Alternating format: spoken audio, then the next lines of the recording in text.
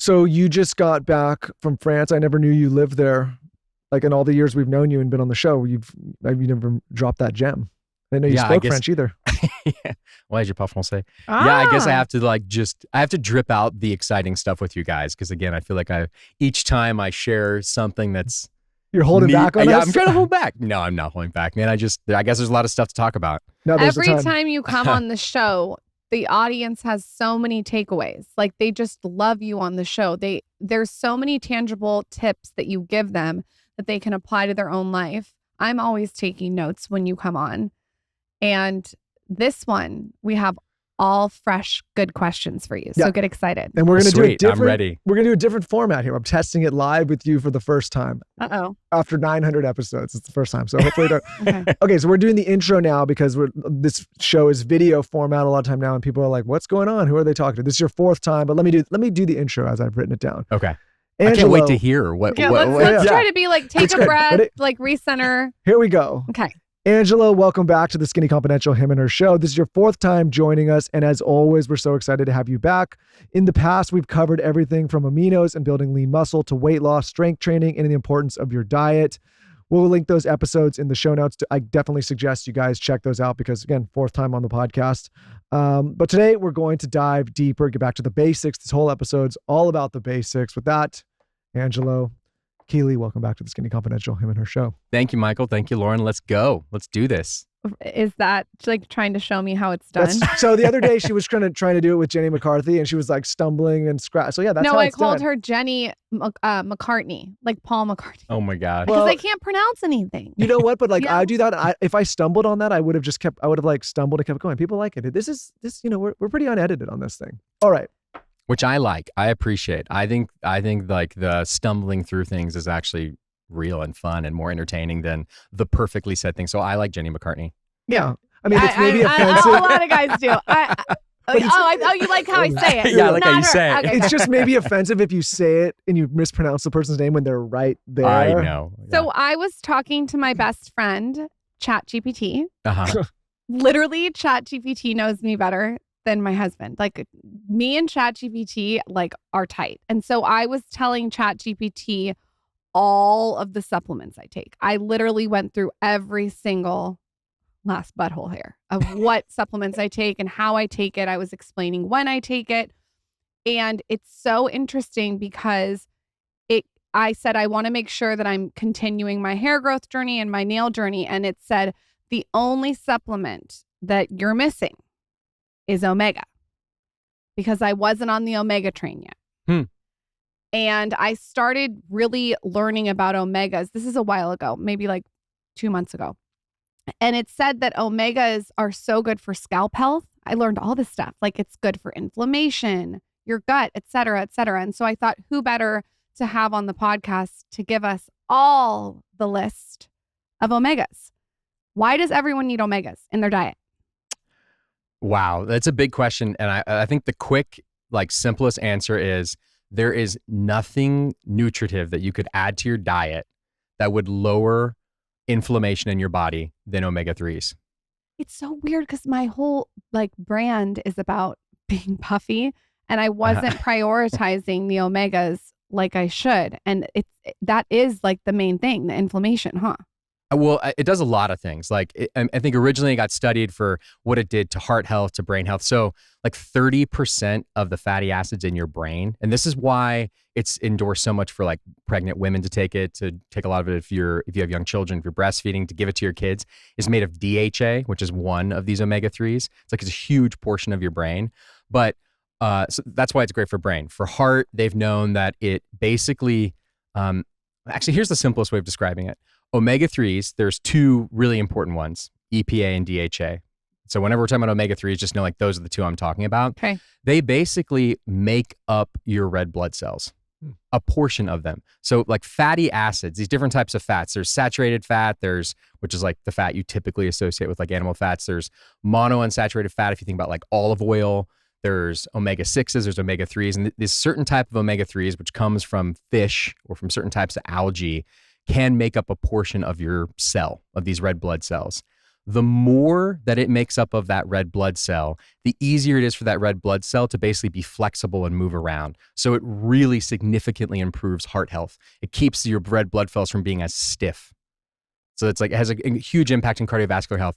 But the other really bigger thing that's really, I think, been more uncovered in the last 20 years is that the more omega-3s that you have in your blood, overall, the less inflammation that you have. And basically these omega-3s, they have these metabolites that are not just like an anti-inflammatory. Like if you think about taking like a drug, like a ibuprofen or something, it basically stops inflammation. If you can imagine, I don't know, like inflammation as a crew fixing a pothole in the middle of the street.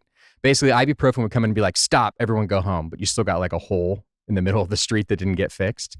And what omega-3s do, they have these pro-resolving mediators and reactants. They go in and they don't just say stop. They literally speed up the healing process and they get it to complete more quickly. So rather than just getting the inflammation to stop, they actually heal and they create the situation in which the inflammation basically resolves entirely, like nothing else really does. And sorry to get back to beauty, Michael, but you like this too. What's with the scalp thing in the hair? Well, the scalp thing in the hair, I think, again, mostly comes back again down to like the inflammation piece. When you have major issues around inflammation, it basically is, inflammation is, I mean, I think functional medicine doctors kind of get like hit on like, they talk about inflammation too much, but legit, like if you look at cardiovascular disease, cancer, type 2 diabetes, dementia, but then also things like more vanity-based things like your skin, your hair, etc. Chronic inflammation negatively impacts all of them and leads to all of them. And so if you can just reduce the overall chronic inflammation in your body, you're going to get improvement in all of these areas. This may be like a really dumb way to, or I guess to dumb it down, but I just think of inflammation as your body needing to take way too many resources to heal areas or to focus on areas of your life. So it takes the focus off areas that it could be focused on to heal. Meaning like if I'm inflamed all the time, my body's constantly fighting that inflammation, which is going to distract it from taking care of the other things it needs to really take care of. By the way, you're never inflamed. Well, like I've never seen him. You are never inflamed. And well, I think I mean, personally, I work, funny enough, I don't even know, I work on that a lot from like a dietary and supplemental perspective. Like, and tell me if I'm wrong, there's a correlation between like the ratios of omega-6 and omega-3s, right? Like where you don't want to have the ratio being too far off because you know, it means you're more inflamed or you're likely to be more inflamed. Is that correct? That's kind of correct. Okay. We used to think that the big issue was that you wanted this ratio of omega-6s and omega-3s to be better. Like more even. Yeah, more even. And this is even kind of at the heart of some of like the seed oil debate and why seed oil might be so bad for you. But what's much more clear in the last 10 years is that what's really important is just the amount of omega-3s in your blood. So when you talk about that ratio, what you're really talking about is if we were to measure the red blood cell and see what the wall of it is made of, what percent of it is literally made of omega-3s and what percent of it is made of omega-6s. What you see is that it's less important what the ratio is, and what's more important is that you don't want to be like the typical American where only 4% of your red blood cell is made of omega-3s. You want to be double that. You want to be 8% all the way up to like 12% is really like an ideal ratio. And you need to either eat way more fatty fish, so this is not like tilapia. This is like salmon, sardines, anchovies, things like that, like a lot of servings per week, or you need to be looking at supplementing. And when you do, then you get these way higher levels of the omega-3 that make up your red blood cells, and then that leads to the slower inflammation. Quickly, tell me what I was trying to say when I say like basically inflammation makes it harder for the body to heal. Yeah, okay. So maybe just the big question is, what is inflammation? So I think most people can understand if you are running and you trip and you sprain your ankle and it swells up, there is inflammation going on there. And basically what happened is that there's a part of the body that got injured. There's the tissue got stretched, torn, hurt. And inflammation is the healthy immune response of the body to say, send lots of blood there. These things called cytokines start being activated. It's basically all of this attention to try to resolve and to help the area that got injured. That is a good thing. And actually, that's kind of part of the reason why you might want to not take just an anti-inflammatory. Like if you're really in pain and you need the pain to go away, you could take something like an ibuprofen. But when you do that, you're stopping that inflammatory response, which is actually a good thing. It's trying to heal the sprained ankle.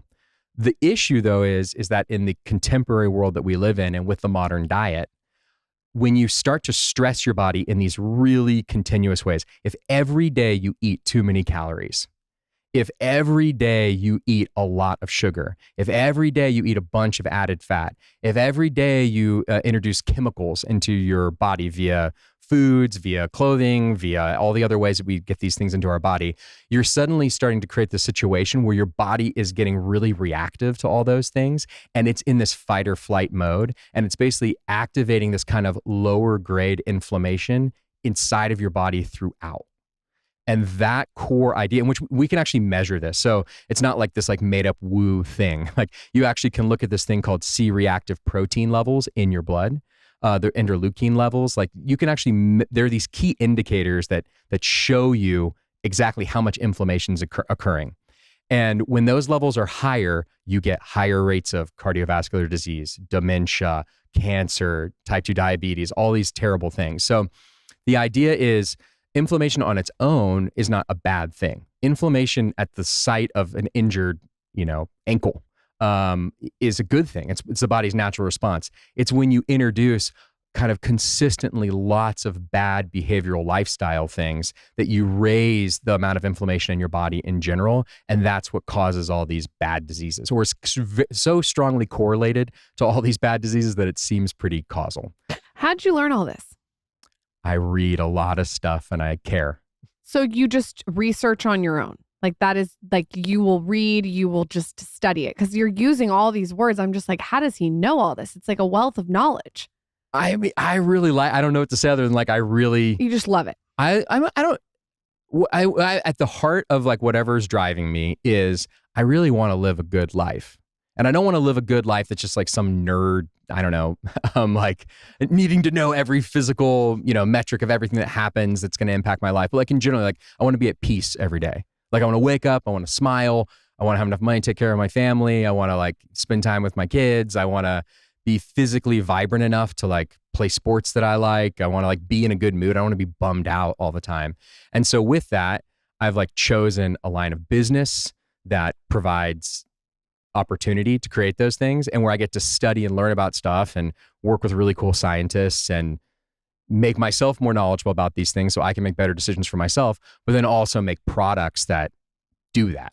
Oh. So it's kind of like the whole, like, I think I'm just trying to get like the life that I want. It's like you're merging work and kids and fun and family and peace. Well, one of the things we wanted to talk to you about, and this is your fourth time being on the show, and again, I highly suggest you guys check out those episodes. If you just search Angelo's name, you can find him. Is that thinking about your company and you specifically? One thing that we were talking about when we were planning for this episode is we've done so many of these shows, and I imagine many of our listeners and viewers, their pantries are stacked with all sorts of supplements and all sorts of different products that we've used and that we take. But one of the questions that we get now after so many years is like, well, what are the basics? What are the things you're consistent? Like if I could only recommend a few things. And when I was thinking about you, I was like, you've really built a company for a long time now that focuses a lot on the basics. And so my question is, was that by intention? And how do you think about developing products? Because at this point, you could probably develop anything you want in the supplement space, but like, why this particular slate? It really is for the reason that you said. It's like, what are the most important supplements that are actually worth taking consistently on a daily basis that I want to take in my own life and I want to give to my family and to my kids, et cetera.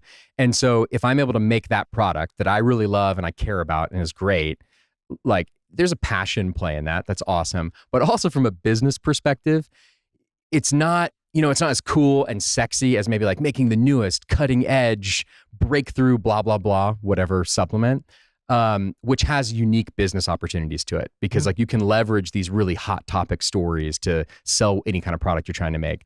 But from like the basis of like, I just want to build like a good business. Like I want my business to be like real. Like someone gives their hard-earned money for this product because it actually makes their life better and it's worth taking every day, then it's a very good business model too. It's like, it's something that's actually worth someone buying and taking every single day for a long time. Well, then that's like a really valuable customer. It's actually a really good business. And it's also like I have integrity with, I'm not making some kind of bullshit that Yeah. someone doesn't actually need. No, I mean, Lauren and I, we take the mango aminos ever since we've met you every day. We don't take any other aminos. I call it candy water to and my everybody kids. that knows I love us, it. that's in our life knows, like they'll joke with us, like, yeah, I got the mango aminos. But It's got to be mango. but it's because one, we've I met thought you did the capsules some too. You I guys do the we do. capsule. No, But in when you're terms- traveling. I do. No, I do the capsules at night. Uh-huh. I'm gnarly with my aminos. I might be your like student, Power user. like a grasshopper. I take like probably 7 aminos at night and 2 scoops of the mango with a scoop of creatine every time I work out. That's a lot of aminos. But the reason That's being awesome. is That is a great daily habit. Thank you. And that I believe that's why your hair looks so good. well, the other, Aminos. but the reason is like, we know you, we've met you, we know the qualities there. But I think about for all your products. And so when I was looking, like, I know what you sell, obviously, but as we prep for every show, I went and looked back and I was like, oh, I wonder if there's like a thought process to how you come out with these. Is it like, hey, today I need the staples and I don't trust anyone else to give me the staples. So you kind of created that. And It's basically that. And that, yeah, I think even sometimes is the question why someone's like, why do you have a coffee? You know, and it's like, well, I drink coffee every single day, and a lot of coffee out there is not good to drink every single day, you know, whether it has pesticides or traces of mold or other types of contaminants in it. And so while that might not seem as clearly related, like you think about like aminos and omega, like they really make sense. Like omega literally is this core omega-3s, Kion omega and omega-3s is this key fatty acid that if you take it every single day, it is highly likely you're going to have way better health outcomes. Like you look at the observational data and it's like literally add 5 years to your life. The people with higher omega-3 index, meaning in their blood it's measured, and then they've administered these kinds of high quality omegas to people and seen the index go up. So it's like, it's this good thing. And there's a bunch of crap omega on the market. Like if you go to, I don't know, the pharmacy and you're looking for like a cheap product, it's literally like half the potency of what something like this is. Even good brands are like 75% the potency, or they have really weird stabilizers in them, or weird, like not as ideal antioxidants that help preserve it. And so similarly, like with aminos, it's like there's a bunch of just junk out there that's not really good. And on the same level, it's like with aminos, if I personally want to age, and I want my whole family to age and all the people I care about, and to have like way more healthier lean muscle, and also the vanity stuff like hair and skin and nails and all this stuff. And I know that the core of the science is that as we age, protein does not work as well as it used to work. It's like there is a reason to supplement, because it literally will make it like it works better than any amount of protein you're going to try to eat as you get older. Like those 3 things all make sense and they're worth it. And like creatine, same thing. It's like you add creatine to your diet every single day and you're going to think better, you're going to be fitter, you're going to be stronger, it's going to be easier to exercise. So it's like, rather than being some like perfect formula, like I did not come at it from a perspective of like some super strategic marketing, like domination of the market. It was more just, what are awesome products that are worth taking every day? what are the potential downsides if you take a bad omega? I know, I think Huberman at one point was talking about like if you take a bad omega and it's like rancid, or if the oil, like what are some of the risks if you end up with a bad quality omega? I mean, I think the biggest risk is that it is already rancid and oxidized before you even put it in your body. And you're burping fish. Yeah, I mean, it's pretty gross. I mean, first of all, it's disgusting if you take a cheap omega and you have like the fish burps, you taste fish burps. Literally with Kion omega, I can chew it. I can put it in my mouth and crack it open and it tastes totally clean. And I do that every day to like, that's like my own little like verification of I want to make sure the product's always like the best. Like if you do that with most omegas, it will taste gross. You'll have this gross fishiness flavor. But then the oxidation thing is like, it creates, actually it has the risk of creating more inflammation. You consume these rancid oils. It's like, it's a similar reason to, again, maybe the fears around consuming like a seed oil that's been refried and reused multiple times in some type of like industrial situation. That it's a similar type of concern. Where do you think people go wrong when they think about building their supplement cabinet or like their supplement stack? Like as someone who's been in the space, like what do you think the most common mistakes are? I think Good question. yeah, that's a great Ooh. yeah, I mean, I think from like a behavioral standpoint, it's like just surfing Instagram and getting sold whatever you get sold. Yeah. And you're just buying these things and stacking these things. You don't even remember why you were buying them or what you were buying. I mean, I think that's the main thing versus actually like taking a more thoughtful approach. And I would bring this back to nutrition too and to exercise and be like, what are my goals? What am I trying to do?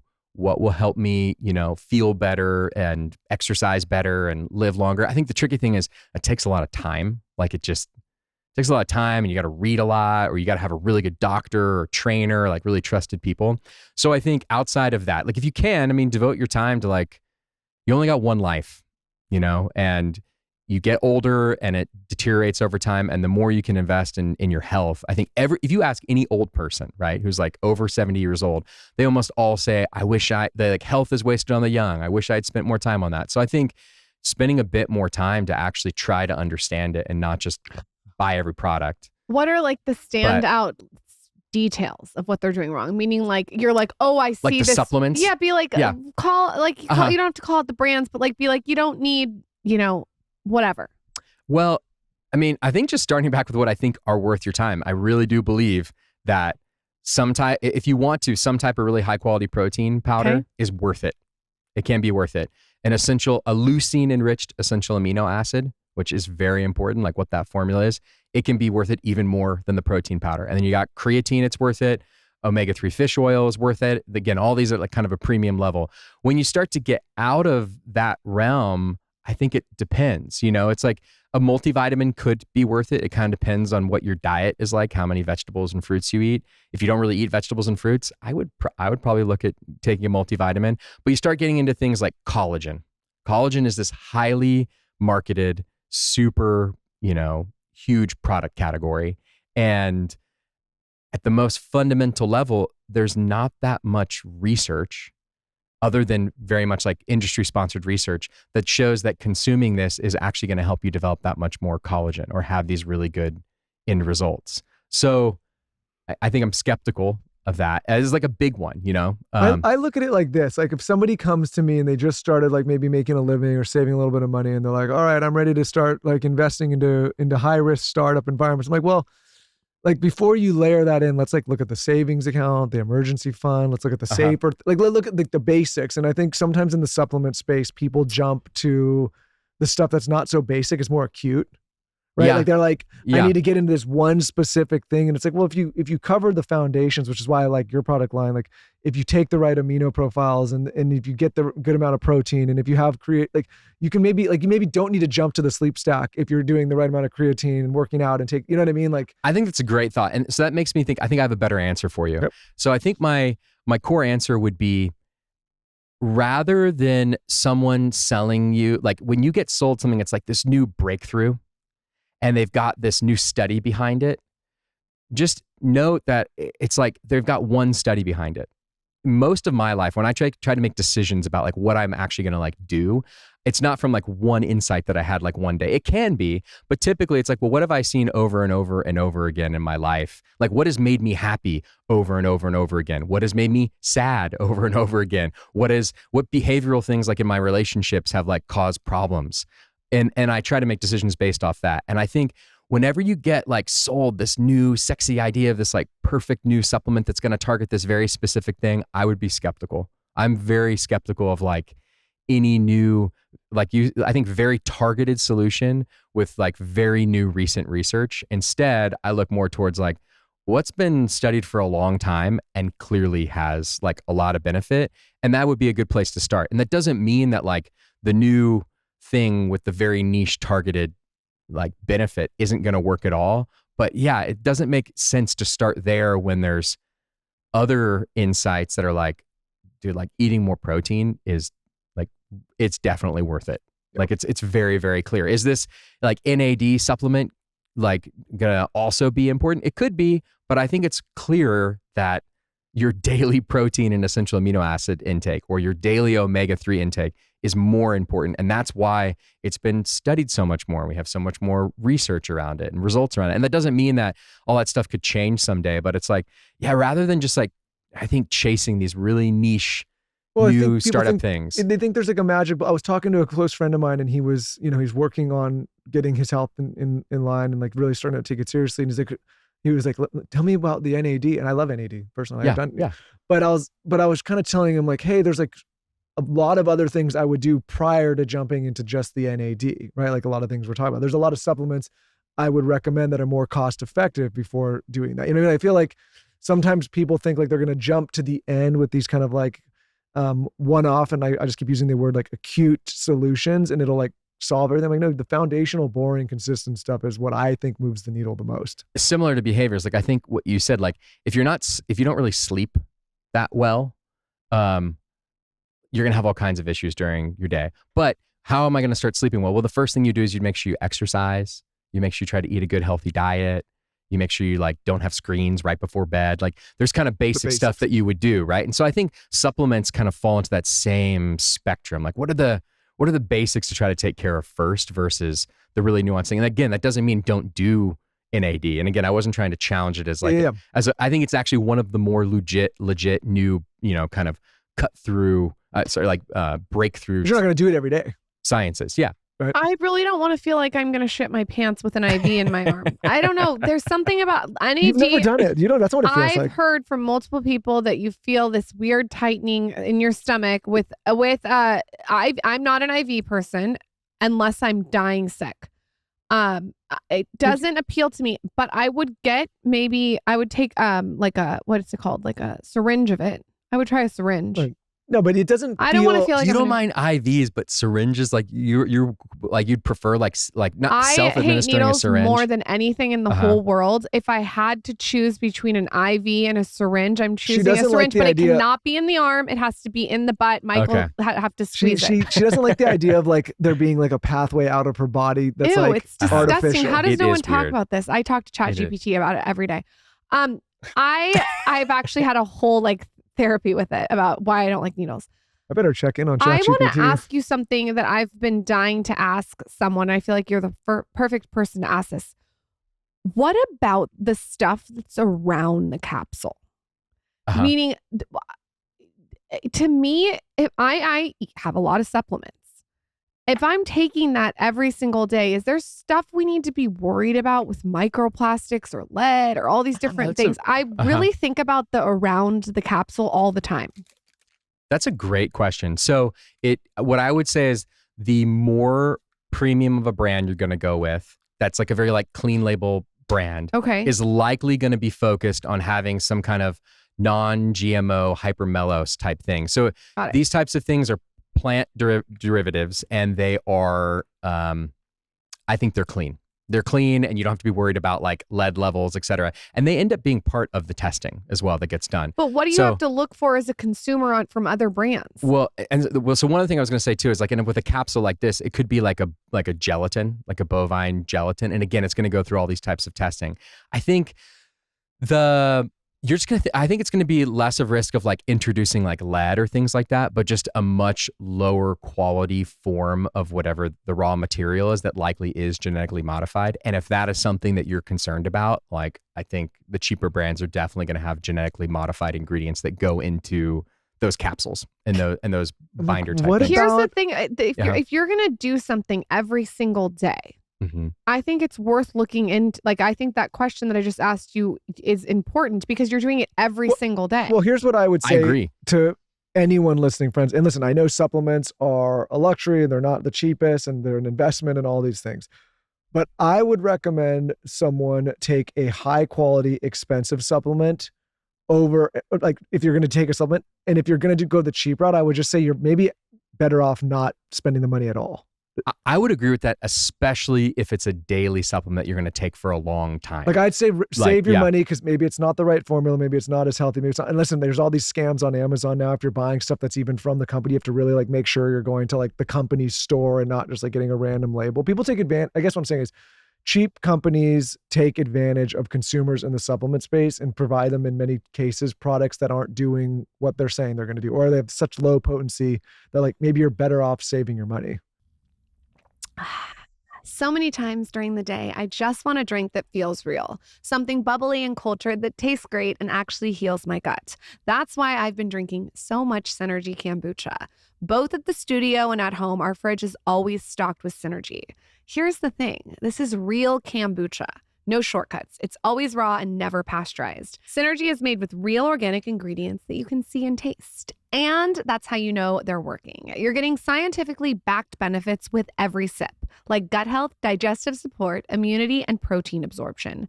Synergy is the OG kombucha, and I've always loved their story, which goes back 30 years. Founder GT Dave first began brewing in his parents' kitchen in 1995 after his mother's breast cancer diagnosis.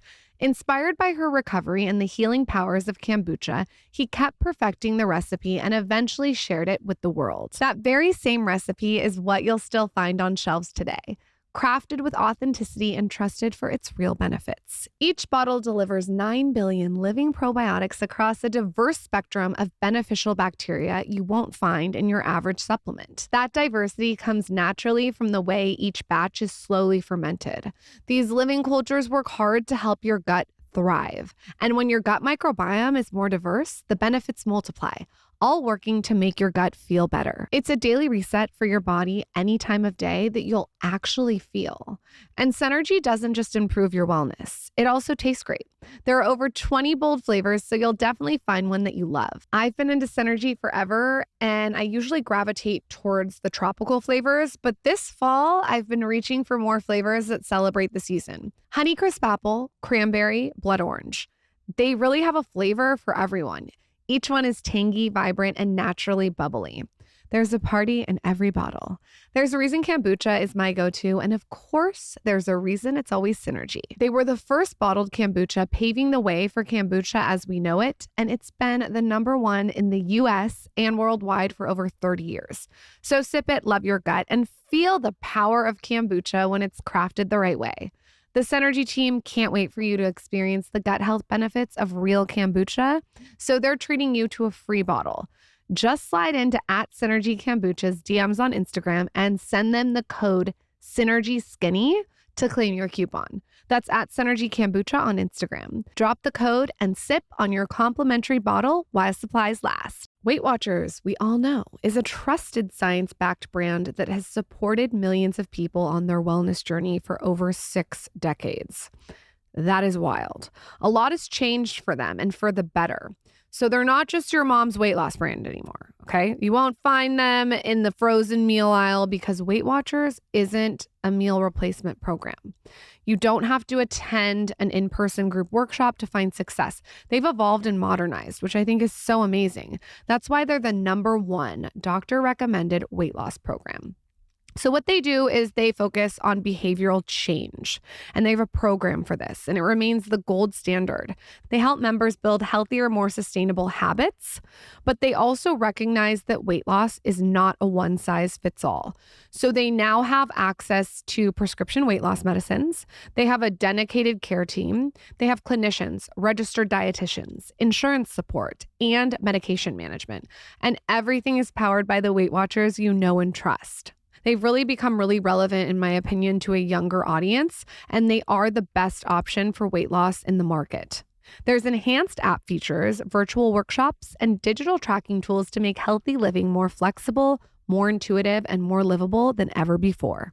Get started today at WeightWatchers.com. That's WeightWatchers.com. Be sure to use promo code SKINNY for $10 off your first month of membership. Offer applies to select plans. Restrictions apply. Offer ends 12/31. This is genius. Okay, Boulevard. It's the fastest growing client experience platform built specifically for appointment-based self-care businesses. Because salons, spas, barbershops, med spas, and other self-care businesses are so personal. The platform powering your business should feel the same. This is not just a software, okay? It's a smarter and more simple way to manage all your business's locations in one place. If I had a salon, this would be the infrastructure for me. It's absolutely essential to make sure you have this foundation when you're launching a self-care business. From bookings and payments to appointment reminders and client profiles, Boulevard elevates every client interaction and works as beautifully and seamlessly as you do. they have AI-powered scheduling and marketing tools. You'll see higher bookings and gratuity and more ROI on your marketing spend. And what's great is it's always on. The AI chatbot is on all the time, and they have an expert support team. They respond in minutes, not days. See why more than 5,000 top beauty and wellness brands choose Boulevard to streamline and grow their businesses. Because self-care businesses don't just switch to Boulevard, they stay. Visit joinblvd.com to learn more about Boulevard and book a demo to see if it's right for your business. That's boulevard.com. Yeah, and I think on that same point, brands that are not really trying to even be a brand, like they're not going on podcasts and trying to educate people about, like a whole, domain of nutrition, et cetera, or they're not really in the long game. There's a lot of bad actors on Amazon and other spaces where literally they're just trying to make a quick buck. Do you die when you see it? Oh man, it's tough. It's tough because it's like, so one thing, like for a long time, I was like, man, it'd be really cool if we could make Aminos gummies. And I was like, I want to do it. And I spent a lot of time and money on it personally, like R&Ding it and trying to get samples, et cetera. And the tough thing is like, it's just a lot of raw material and it tastes strong. Like Aminos, it's hard to flavor. It's hard to get the mango flavor to taste so good, truly. And so trying to do like the gummies, it was turning into so many gummies and it was just hard to flavor. And I was like, man, we're gonna have to use sugar to get it to taste good. And so at some point I was like, this is just like, this is not worth it for mass market. For maybe like bodybuilders would do it or something, but it's not like, I wouldn't do it even, And then I went online, I started looking and there's like all these Aminos gummies about a year later. And I went and I just bought them all. And literally none of them even tasted like amino acids. And the amounts that they were saying in it was more than what it even weighed on the scale. So it would be impossible for it to have the quantity of the amino acids that it's saying it has because it doesn't even weigh that much on the scale. So like, and they have like 1,000 reviews. So everybody's lying? I'm not saying everyone's lying, but I would just say like, I would definitely look for trusted brands. Well, that's what I'm saying. Trusted brands and matter. To clarify, I don't want people to be like, oh, easy for you. Like you have money, you can buy supplements. What I'm saying is if take the money aside, you don't want to end up spending any money on a bad supplement that is poor quality, that is not going to work. You're better off saving. So when I look at supplements, I look for trust and quality. And if it's a little bit more expensive, I understand maybe because it costs more to produce. And it's like, I'm looking for that if I'm going to go into a supplement, as opposed to like, oh, there's the cheap one or the Amazon or whatever version, because I feel like it's just like kind of pissing money down the drain. It's pissing money down the drain, or it could potentially even be harmful. I think one point I would just make, and I agree, like I think fundamentally what I would encourage people to do is move your body every day, hang out with people you love, find people that you really love and like, and try to spend time with them, and then eat real foods, like eat fruits and vegetables. And I would advise animal proteins, but if you want to do something different than that, do something different. It's like, and smile a lot and be in the sun. Like that is fundamental. Then you start looking at supplements. And what I would say is it is hard sometimes if you really want to live like the longest life and you want to be as healthy as possible, to get the amount of, let's just go back to the omega thing, the amount of like omega-3 in your blood, to the level that you'd want it to be in order to be at these higher levels, you'd be eating like at least 8 servings of fish, fatty fish per week. That's a lot of fish. That's a lot of fish. That's a lot. Also, like here's the problem with the fish thing. I started eating tuna all the time. I started eating tuna fish. Yeah, but tuna's not Put really a little chopped Cornishin in it, a little chopped apple. Sounds delicious. Sea salt, a little black pepper, little mustard. Guess what? Can't eat too much tuna because of mercury. Yeah, but tuna's not really the right profile we're looking for. We've got to be salmon, sardines. You like sardines? I love sardines, it would be but fattier fish. Anchovy. I'm a big anchovy person. There are issues and concerns around though, like mercury toxicity, even from all these other, less from like the small fish. Like less from anchovies, sardines, but even from like salmon and other types of freshwater, larger fatty fish. But yeah, there's these other risks from that as well, which you avoid when you get the supplementation. But even from a pure like cost, like the cost of taking a quality omega supplement and taking 2 capsules a day which is the equivalent of eating like this 8 servings, even more than 8 servings of fish per week. Like it's a lot cheaper. Like fish is expensive, So I think it's also just about understanding all these like costs, and rather than, it's funny the things we'll spend money on sometimes. It's like, I'll spend money on these certain clothes or a car or alcohol or whatever versus like what's actually going to create the the best life for you. And maybe it is. Maybe if you like love, I don't know, cars or going out to concerts or whatever the thing is that makes you happy, like do that. But I would just say like on the supplement front, again, it's one of those things like if you're going to put it in your body every single day, like don't go cheap on it. Either just like don't do it or like do it well. I agree. Just looked at my credit card statement and guess what I spend the most money on? I actually don't know. What is it? Hope. What is it? Guess. I don't know. Yes, you know. Well, I'll Guess. say what our family is. Yeah, go. It's shocking. It's food. Food. We spend. That's good though. Yeah. Because food, you have good quality food. Yeah, but it's like so much. I mean, yeah. What It's I a mean, is lot. it I'm what? like, It's how do we- what- Guess probably what like mine wellness is. services or something? Just yes, you're in the right. You're getting hot. I don't know. Craniosacral. Really? Yeah, I told you. Does it make you feel great though? I'm having a moment. It's not just for me. It's for my kids. It's for Uh-huh. the baby. It's Uh-huh. it's amazing. So there you go. It's worth it then. Have you tried it? I have not done it in probably like 20 years. You got to try it. Yeah, I mean, when I like growing up in Austin and being part of having super hippie parents, and actually like my girlfriend in high school, her mom had a massage school. And so I was like, I grew up being exposed to all of it. So I had craniosacral like in my early 20s, but I haven't had it in like 20 years. This is your sign to go Okay, get. So I will do I'll it. give Listen, you. I I'll like give you it. who I go to. Okay. I think, spending money on health and wellness in yourself is always going to pay dividends. Nobody's I'm going going to pay that clip. Well, This no, is why I I don't wanted think- to bring it up. I'm going to play that clip when he sees the credit I don't card think, bill. to your point earlier, nobody at the end of their life is going to get to the end, especially if they end up being sick and unhealthy and saying, man, I wish I would have I'm glad I have more money, but I'm glad I didn't spend money on the wellness. Everyone would spend money on taking care of themselves. Quick question. With people that have dementia and Alzheimer's in their family, should they really consider taking omegas more than most people? Or Absolutely. What I would say is that, and again, it's kind of hard to go through. Again, omega-3 is so fundamental of a supplement, like one that I would so highly advise for so many cases. But specifically, the correlation with lower incidence of dementia is significant with the more omega-3 that you have specifically in your red blood cells. So it's like, yes.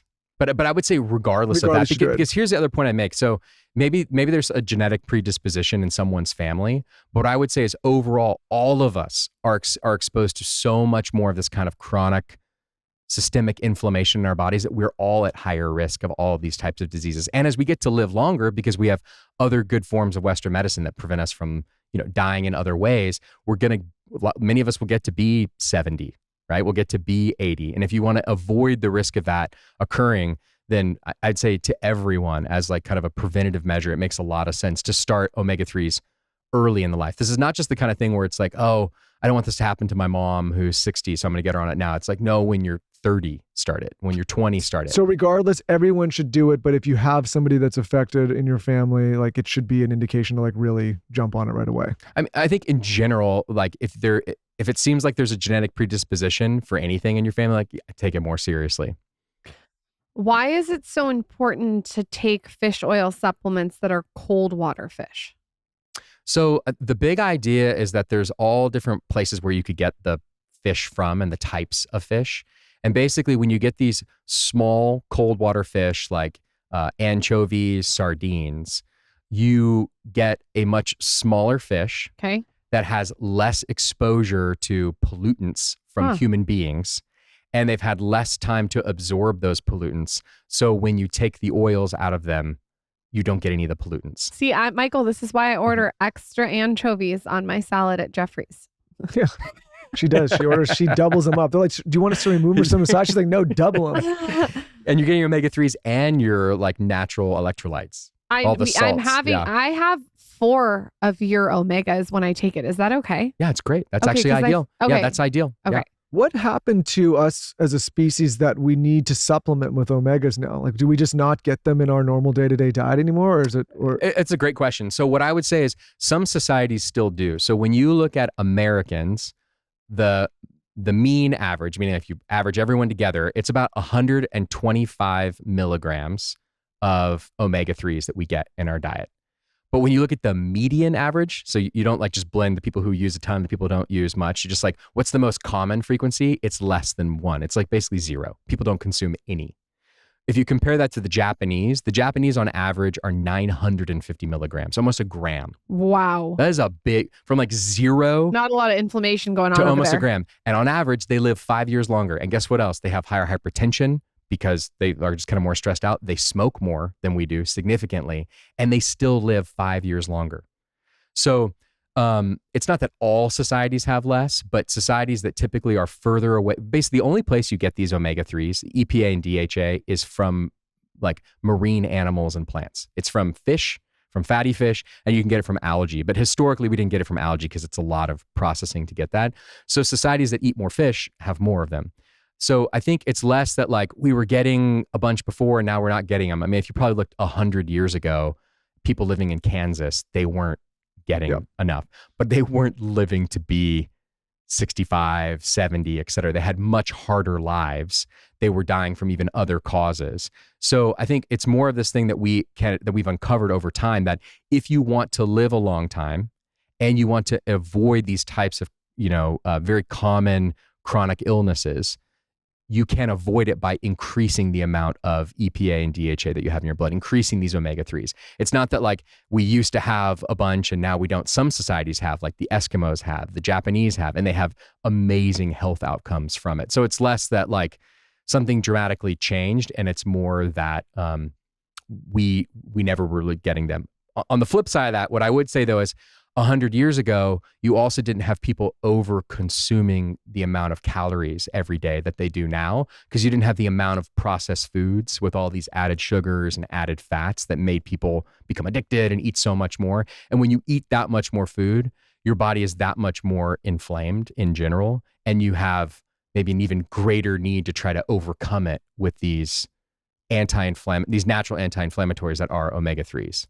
Yeah, I mean, like it's such an issue in the world now. I mean, I watched this video today on Instagram, or was it in the news, and it was a guy, and I feel terrible for the guy. It's like, it's horrible you could get to this point, but he was literally being craned out of his house because he was sick and so obese that they couldn't move. Like, they had to bring a crane to move this guy. And I'm like, how do you get to that point in your life where you can, your diet has enabled you to get into that position? And I think it's like, that's a very extreme example, but I think for humans in general, it's like we have so much access and there's so much abundance to so many terrible products and terrible foods that like, it's just, you slowly move in this direction where you're like, all of a sudden one day you wake up and you're like, holy shit, I'm so inflamed, I'm so unhealthy, I don't know what to do.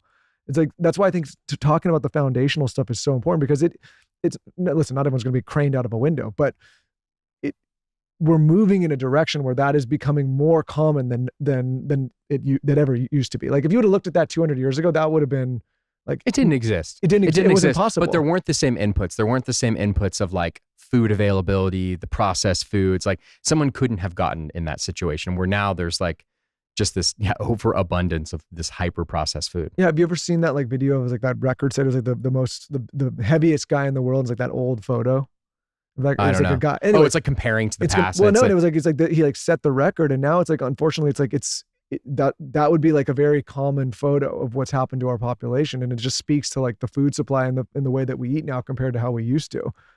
And what I would just say though too, it's like, and this is not just for someone who, I don't know, who's like morbidly obese. This is like for normal people who every day are just consuming even like a little bit more food than what you're supposed to be eating before. And again, like, I mean, I suffer from this like in my own family, where it's like, if I go to work at our office, at the Kion office, it's like, I make sure it's like the food's like super clean. So it's like, I'm kind of only eating vegetables, eggs, meats, things like that. And I get home and I have kids that are like 8 and 10. And it's like, we have fudge bars in the freezer, and like, they're going to have a fudge bar after dinner. I was like, I want a fudge bar after dinner. It's hard to not want to eat that fudge bar. And what I would just say is, the fudge bar is not bad. Like, it's not bad on its own, right?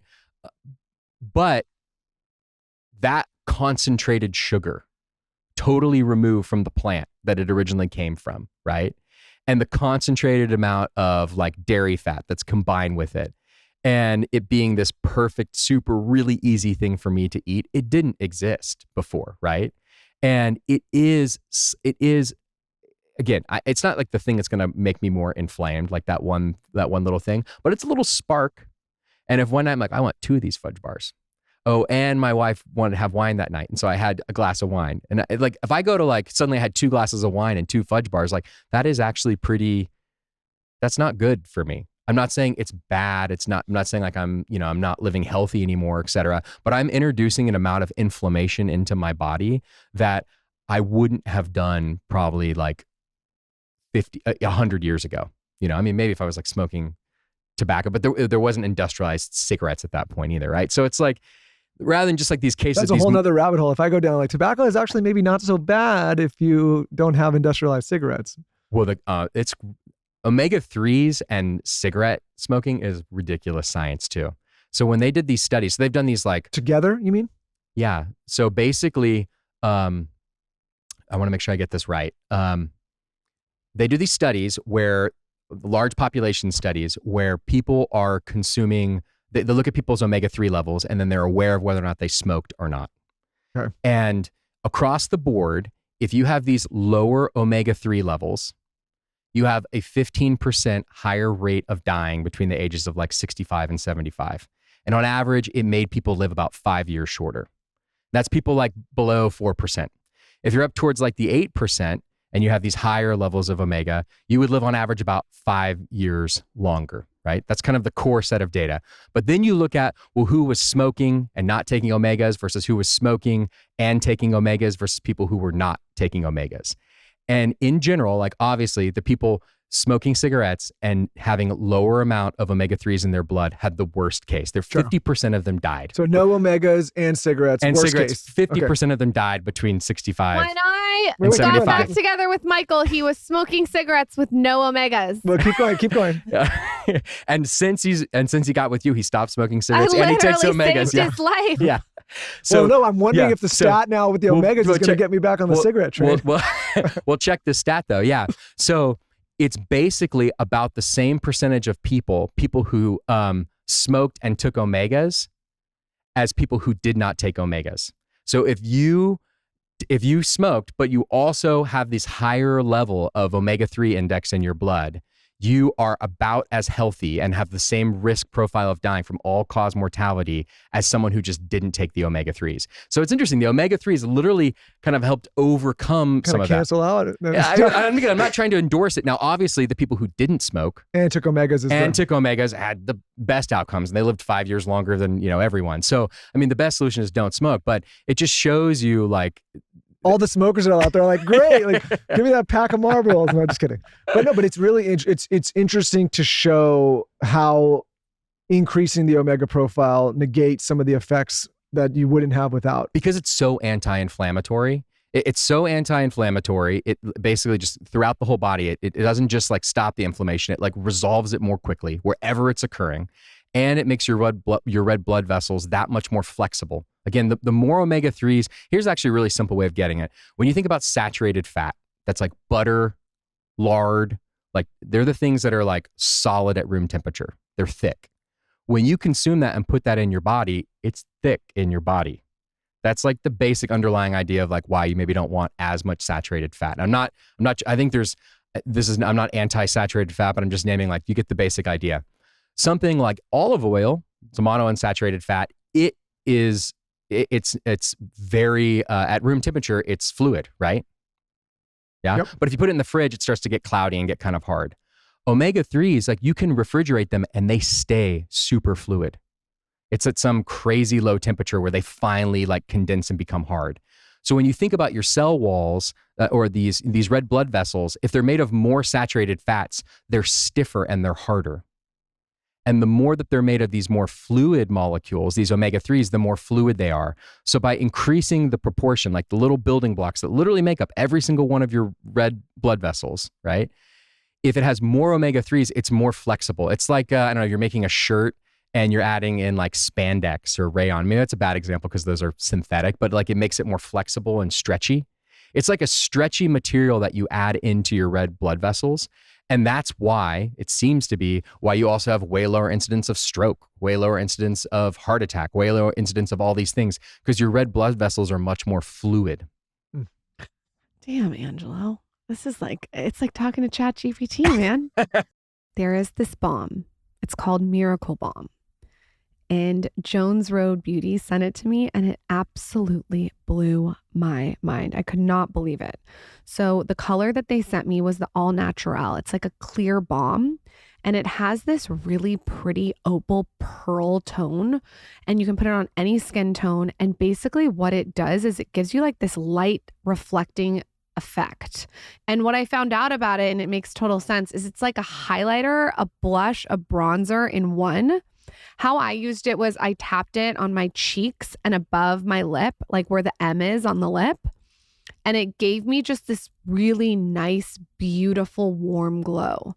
And I was so happy to find out that all Jones Road Beauty products are clean, which is important to me. So they have no phthalates, sulfates, PEGs, or BPA. To me, clean beauty is a no-brainer. I'm really trying to clean up my beauty. I kept hearing about this miracle balm everywhere. And when I tried it, it did not disappoint. It is definitely a miracle balm. I can understand why it's famous. Modern day makeup that's clean, strategic, and multifunctional for effortless routines. For a limited time, our listeners are getting a free cool gloss on their first purchase when they use code SKINNY at checkout. Just head to jonesroadbeauty.com and use code SKINNY at checkout. After you purchase, they'll ask you where you heard about them. Please support our show and tell them our show sent you. And definitely check out the Miracle Balm. Quick break to talk about Mizzen and Main. Ladies, if you're out there looking for a gift for your husbands, your boyfriends, the men in your life, check out Mizzen and Main. And here's why. It's never been easier to look and feel your best with classic menswear from Mizzen and Main, designed to help men achieve the vision of success while making it look easy along the way. I personally believe that classic men's style is always the way to go when you're uncertain about how to dress, what to wear, which is why I love Mizzen and Main so much. It's timeless. Their designs are classic. They have dress shirts with modern performance fabrics that feel great today and look good for many years to come. When I invest in clothing for myself, I try to invest in clothes that are going to be timeless, that are going to last, that are going to have the right comfort and right feel. Their hero product is the Leeward dress shirt. It's the original performance fabric dress shirt, and it comes in a fabric designed to perform for all occasions with multiple fits, lengths, prints, patterns, and silhouettes. You're guaranteed to find the perfect fit for you or the man in your life. In terms of maintenance and performance, they're a brand you can turn to if you're looking for a machine washable and wrinkle resistant white dress shirt you can wear every single day. I just buy these and stack them up. I use them when I travel. I use them on the go, wear them dressed up, dressed down. They have high stretch pants that are also comfortable in the office or on the golf course or wherever you want to go on the weekends. And they have a lightweight and breathable wool blazer, which you can never go wrong with. So check them out. Go to mizzenandmain.com and use promo code SKINNY20 to get 20% off your first purchase. That's MIZZENANDMAIN.com and use promo SKINNY20. Again, mizzenandmain.com and promo code SKINNY20 for 20% off your first purchase. This episode is brought to you by The Skinny Confidential. I created a candle for myself, actually. I wanted to create exactly what I wanted in a perfect candle. So as the story goes, when Zaza was born, I lit all my favorite, very well-known candles. You guys all know these brands, and I noticed that my brand new baby was coughing so deeply. I couldn't figure out what it was, but something told me that there was something in the candle. And so I talked to a lot of holistic doctors, and they said that a lot of the wicks in candles have something really toxic in them, and it comes out in the air when you light the candle. So I got rid of all my candles and I started fresh with beeswax candles. And while I was buying all these beeswax candles, I realized there was a gap in the market because they weren't pretty. So I set out to create my own clean, non-toxic candle for a better home. I just feel like this is a better choice because this candle has 3 ingredients and it's scented with eucalyptus oil, which is organic. And the wick is an all natural cotton wick. So the Skinny Confidential team and I really thought of everything for you to make a better choice for the home. I got rid of all the candles in my house, and this is one of the only candles that I use. If you want to grab our non-toxic candle for 20% off, just go to shopskinnyconfidential.com and you'll automatically get the discount. It's 20% off at shopskinnyconfidential.com to November 1st. Does it help with blood pressure? Interesting question in terms of its exact. I would assume it's strongly correlated to blood pressure. Yeah, because it's the flexibility of it. I would be crazy not to ask you about kids. I've told you on this podcast that I take your mango aminos, I put a scoop in each of their waters, I froth it up, and I've rebranded it as candy water. We also have cookie water, which is electrolyte water. We also have watermelon water, which is your other amino. And that one's just watermelon. So like mango gets candy and watermelon actually has its own Guess name. which one they go for every time? Candy water. But they have it every day. They love it. My son asked me to put it in his water bottle at school. What are the things that we can be doing for our kids with supplementation? Because my kids right now cannot swallow a pill and they can't swallow these omegas. So what can I do to support them? So I think the Aminos is a great solution. It's like immediately upping their like the equivalent of their daily protein intake. I throw some creatine in there too. People might come for me, but that's no, creatine's great. I throw it in there. Creatine's great for them. I think Give it's like 2 or 3 grams. Yeah, I think it's like more creatine's maybe more optional. Like I would say it in this way, like on a fundamental level, increasing the amount of amino acids they get every day and increasing the amount of omega-3s they get every day are a more fundamental thing for their age. How do we get the omega-3s? Well, that's actually one thing I'd say. It's like I would try breaking a capsule and mix it in something. It doesn't taste gross. I think you're going to be shocked. That's a good idea. Like if you give it to me right now, I'll the chew one smoothie. right now and I'll show you. It's like it's not. You have to chew one on air. Chew one. I'll do it. Okay, you guys, go watch the YouTube. He's chewing omegas. You could put it on top of their food easily, or their yogurt, or yeah, whatever. I think you just mix it, mix it with honey. Yeah, watch. Okay, he's gonna eat it. I'll do it. And you're gonna be surprised. It's like you're gonna think, oh, it's got to be some like gross fish thing. It's not. Okay, I'll try it. It's super tomorrow purified morning. and clean. I've already had 5 today. I have to ask you this question. I'm gonna mess up how to say this. What is the difference between ethyl ester? Uh-huh. Is that how you say it? Ethyl ester. Okay. And triglyceride? Triglyceride form fish oils. And does it matter which one we take? It matters greatly. Okay. Ethyl ester is an older school, more chemical process. It's 70% less bioavailable than if you get the triglyceride form. Got it. Triglyceride form is literally the format that fish oils occur in fish. Okay. So you want to definitely get it in a triglyceride format. It's cheaper to get in the ethyl ester. And honestly, when they originally did a lot of studies on omega and they actually like created these, there's actually there's drug forms of omega-3s. Omega-3s are so potent and so powerful that pharmaceutical companies created a drug, like 2 drug forms of them.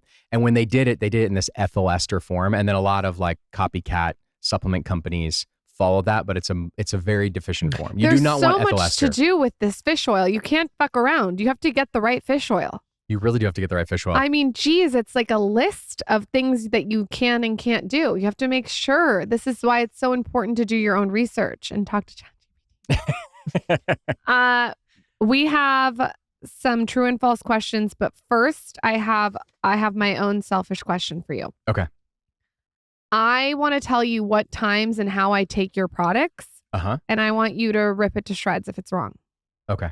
Okay. So this is how I use your products. I just want to start by saying, first of all, I think I've said this to you before, but like adherence and consistency is the most important thing. Okay. So it doesn't matter. Before I rip, no, I'll give you tips on how to make it better. But I just want to say, like, for any, like, if you do it every day, you're doing it better than 99% of most people. Right. Okay. And the fact you're doing it every day is awesome. But let's go. The only reason I do it every day is because I attach it to another habit.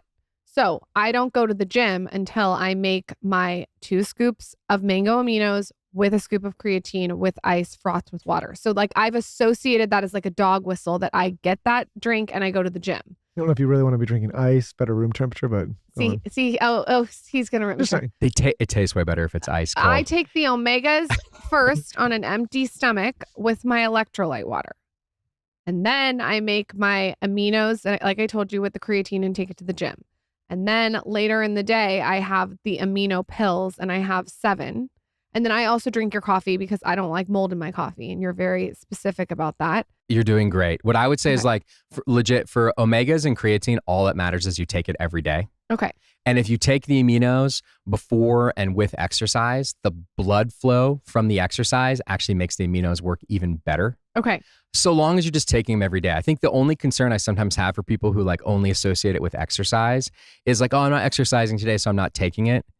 like take aminos on the days that you're not exercising, because you are literally stimulating protein synthesis. You're telling your muscles to rebuild even when you're not working out. Funny enough, I take like actually more when I'm not working out. Like I just had to travel. It makes sense. I like when makes I had sense. What's your favorite flavor? I like the mango. But I do like the watermelon. Like the other day I traveled with the water, so I had to go to New York and back, and I brought 3 of the packs with me and was drinking that throughout the day because I was like, I'm not getting any exercise. I'm sitting on a plane all day long. So I actually like did more when I traveled than when I'm home. That's how I think about it too. There's berry. There's berry and there's lime. And what I would say, it's like, I know you guys love mango always. I think it's kind of like a spectrum of what you're into. I think watermelon is like the most sweet. Mango is kind of this kind of like sweet spot, like not quite as sweet. Lime, I would and put I really in like tequila. the flavor. Berries like a little bit less, and lime is like the least sweet and kind of the most tart. I don't think I've tried the Yeah, lime. you have. It's the yellow and No, I green. don't It's a think yellow I've and tried green the one. lime. You haven't tried it? Yeah. No, I think I'm I really so like it. I think that some people are like, it's like not. People that like sweeter things don't like it as much, but I think it's great. It's the only one my wife drinks. My wife is obsessed with the lime. The watermelon has a little bit of like a spicy aftertaste to it. I know. You know? Isn't that weird? It It's is weird. got a little It is weird. spicy aftertaste. People like it. You know what I don't do? We don't do the berry. I do but the berry's not. I'm gonna get the berry. Don't mess with my mango. Yeah. She does ready? the ordering. True clearly. or false? All fish oils are the same. I know this answer. False. False. They're very different. Even people who eat a lot of fish should be using an omega formula. I think it depends on like what a lot of fish is. Okay. Again, like going back to it, I think I would be advising people to be trying to get at least a gram per day in their diet. Like you look at like what the Japanese are doing, and you look at like how to get this higher omega-3 index, it's about a gram a day. That would be the equivalent of eating over 8 servings of fish per week. Okay. Like fatty fish, like 8 servings of salmon per week. So, I mean, if you're eating 10 servings of, you're like a fisherman or something, I don't know, and you're like, sushi connoisseur. I don't know, I don't know, maybe you're living in the Mediterranean, or you're living in Cabo or something, you just eat tons of fatty fish, like, yeah, maybe not. But otherwise, I would advise it. Fish oil helps hair growth. Yes. Okay. This one will get people going. You can get enough omega-3s from plants such as flax and chia. Definitely not. Ooh. I make this an important point. So there's this third omega-3 we didn't talk about. It's called ALA. Okay. And it is what you find more in plants. It's like in chia and flaxseed, et cetera. And this actually goes back to the old debate around the question of whether you need like omega-6 versus omega-3, like how much. Because basically, if you have more omega-6s in your diet, which is what comes from like seed oils, but it also comes from like arachidonic acid, comes from meats, et cetera. But like if you eat that and you have more of that in your system, it competes for the ALA to convert into the good omega-3s we really want, the EPA and the DHA, the things we've been talking about all show. So the concern was, gosh, if you eat too much of these omega-6s, like you can't get enough EPA, DHA. But the thing is that like ALA, only 2% of it gets converted into this EPA and DHA. I feel like maybe we got a little heady on this one, but the big idea is like the ALA is not the secret sauce that we're looking for. The much higher levels of ALA they do not have these outcomes that we're talking about. It's the EPA and the DHA, and it doesn't convert to EPA and DHA. And a lot of plant-based people will say like, well, I get plenty of the ALA that I need from eating chia seeds and et cetera, and that's going to convert into EPA and DHA. It's not. Like 2% of it's going to convert. So it's not even close to important. Like you got to either eat fish, eat some kind of, fish oil supplement, or some kind of very highly concentrated marine algae supplement. Last question. All fish oils cause you to burp? Absolutely not. That's the cheap, rancid, gross fish oil. I would say too, like some of these fish oils too, they have to have like lemon flavoring or like other weird things. It's because they're like not quality. Imagine going on a date with a guy and he just had like a bad fish oil and he's burping. Or a girl. I think that's a red flag. That's a red I don't flag. really want to imagine myself on a date with a guy with fish burps, but yeah, I get the sentiment. Yeah, it's pretty gross. Yeah, so that would be my Tinder bio. Yeah. So another quick tip on like why that may be happening is if you look at on the back of a label, the concentration of the amount of the omega-3s relative to the total fat. Like omega-3s are fat. They're literally like fat, right? And if you look at that on our label, it's going to be approximately 80%. Right? About 80% of the total fat is actually these omega-3s. That's a very high concentration. If you actually looked at like our COAs, like what we actually get when we test it independently, it's closer to like 85%.